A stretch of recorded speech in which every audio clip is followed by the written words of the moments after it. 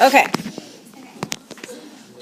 Alright, before I start, I want you guys to just think of a teacher that's impacted your life, and then just shout out one-word qualities that the teacher has. Patient. Fun. Sharp. Yeah. Anything else? Experience, good advice. They get you out of trouble, and they don't always follow the rules. So I'm going to tell you about a teacher who made an impact on my life. That's Miss Funk. She was my third grade teacher in Chief Joseph Elementary. I lived in Boise, Idaho at the time. And she was one of those teachers that went above and beyond in everything she did. She taught me so much more than just how to multiply or how to write papers. She taught me life lessons and taught me how to do things and be independent. And she actually gave me a really cool opportunity to work with a special needs student and to be able to teach that girl how to read. So it was pretty cool. And basically, so she just made a major impact on my life. And she was the teacher that made me want to be a teacher. So, okay. Unfortunately, the teachers that we have now make about $115,000 less than the average lawyer. Did you know that having one good teacher in your life raises your future income by almost $20,000? In a classroom of only 20 students, that's like $400,000 generated. A teacher that's 93% better than other teachers generates about $640,000 in a classroom of only 20. First, I want to start out by addressing some of the common misconceptions of teaching. The first being that they make just as much as everybody else. Obviously, that's not the case. The National Association of Colleges and Employers did a recent survey that showed that other positions that had similar requirements and similar college experience and training even started with a salary that was $15,000 more than a teacher's starting salary. And the salary gap gets larger and larger as a teacher continues to teach. Another misconception is that because a teacher works only 9 months out of the year and 6 to 7 hours a day, that the salary that they make is pretty fair. Most of the work that a teacher does is done outside of school.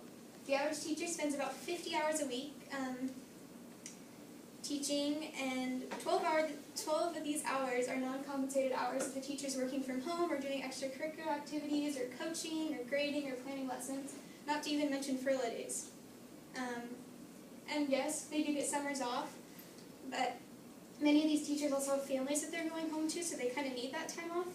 And also during the summer, so they're still prepping for school and planning lessons and doing things, and some of them even go back to college to get degrees to better prepare themselves and better qualify themselves to be teachers.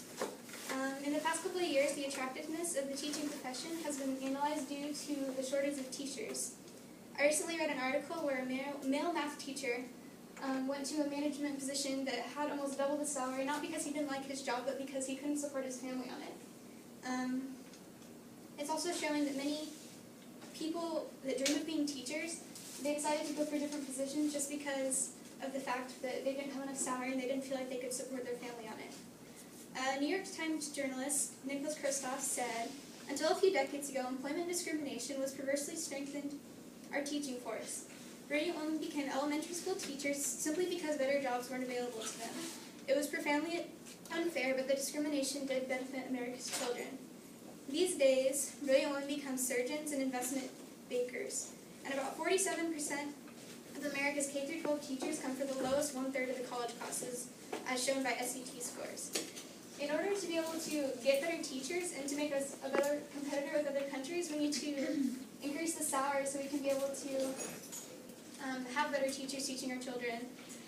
It's not ironic that the top 3 performing countries also are the ones that are paying their teachers the most. Their teachers are well respected, and though their class sizes may be larger, they're getting a better education and more quality in their education because of that. Often these countries pay their teachers more than they even pay engineers and lawyers. And I think it's safe to say that an educated and qualified teacher does really make a difference in our lives. And until we raise this salary, we're not going to be able to attract the right kind of people to the position.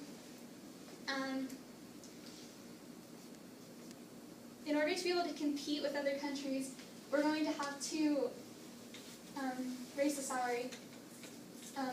Even though it could affect taxes, and people are already worried about how high taxes are already, if we want to stay competitive, that's one of the prices we're going to have to pay.